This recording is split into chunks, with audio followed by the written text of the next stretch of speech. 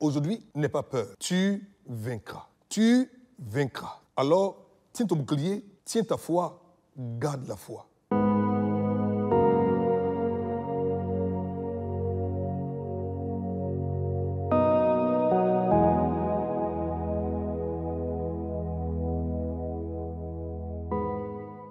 Très heureux de recevoir un message d'espoir. Je suis donc le grand Bleskanga et recevez chez vous le shalom du Créateur. Aujourd'hui, notre thème a pour intitulé « Tiens ton bouclier, n'aie pas peur, tu vaincras ». Le bouclier était une arme défensive qu'on portait au bras gauche et dont on se servait pour parer une flèche, un coup d'épée ou de lance. Dans le monde spirituel, le bouclier est représenté par la foi que nous avons en Dieu. C'est pourquoi la foi est vitale dans le combat spirituel, car sans elle, nous sommes à découvert et exposés. Toutefois, un homme ou une femme de foi est couvert par un bouclier, la foi étant définie comme la ferme assurance. Ou alors, si vous avez peur, votre peur aura pour conséquence de fissurer, de fragiliser, d'affaiblir votre bouclier, et cela exposera votre vie à la destruction. En Ephésiens 6, verset 16, version Semeur, il est dit ceci.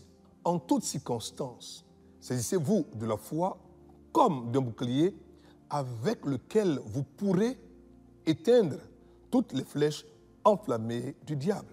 Un homme de foi est gardé dans sa forteresse à l'abri des attaques de l'ennemi. Alors, chers frères, chères sœurs, votre adversaire fera tout pour vous provoquer la peur, car par elle, votre bouclier, la foi, sera déchiré, brisé, ouvert, exposé, et les agresseurs pourront alors vous atteindre.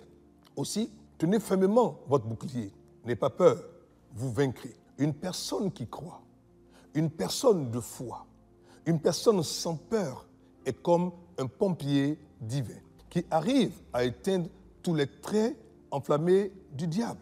La foi éteint, la peur rallume les flèches enflammées du diable. Alors prends courage, n'aie plus peur. Tu as affaire à un ennemi vaincu. Mieux, ta foi est une cuirasse que tes agresseurs ne peuvent transpercer. Avec ton bouclier, tu es couvert, tu es couverte. En 1 Thessaloniciens 5, 8, version Parole vivante Alfred Cohen, il est écrit ceci. Mais nous autres, enfants du jour, nous voulons rester sobres et alertes.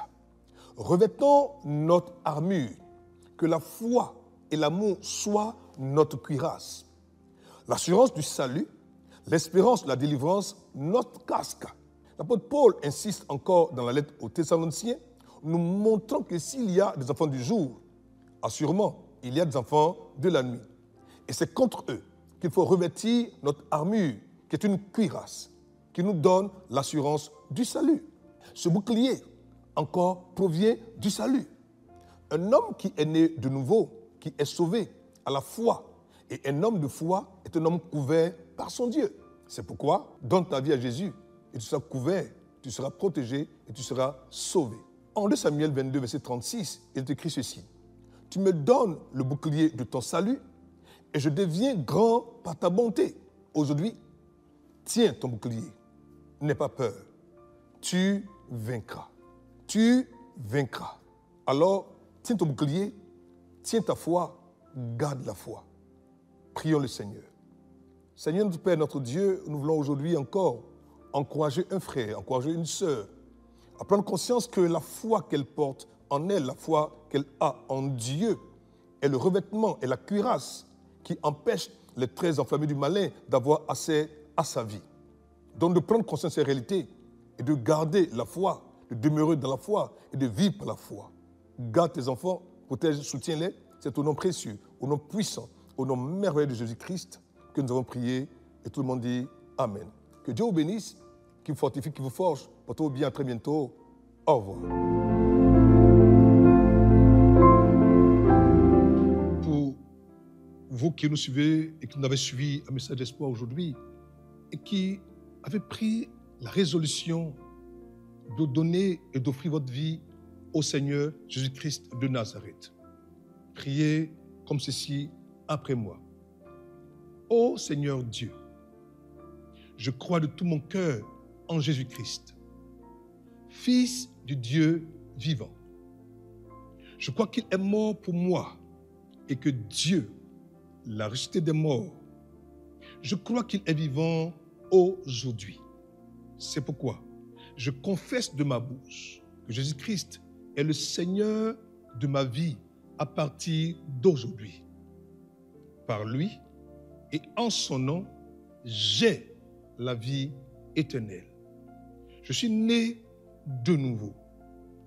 Merci Seigneur d'avoir sauvé mon âme.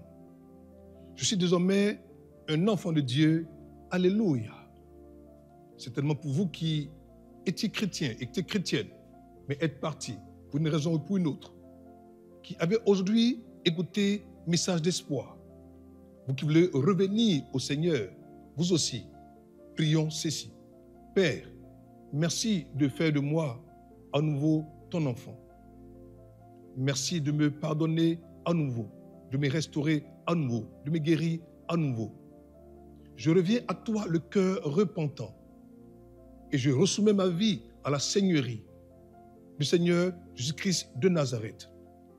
Je réactive en moi la vie éternelle et je sais, Père, que tu m'as déjà pardonné. Mais Seigneur, pour la paix, pour la vie, pour la victoire et pour la sanctification que tu m'as accordée, gloire soit rendue.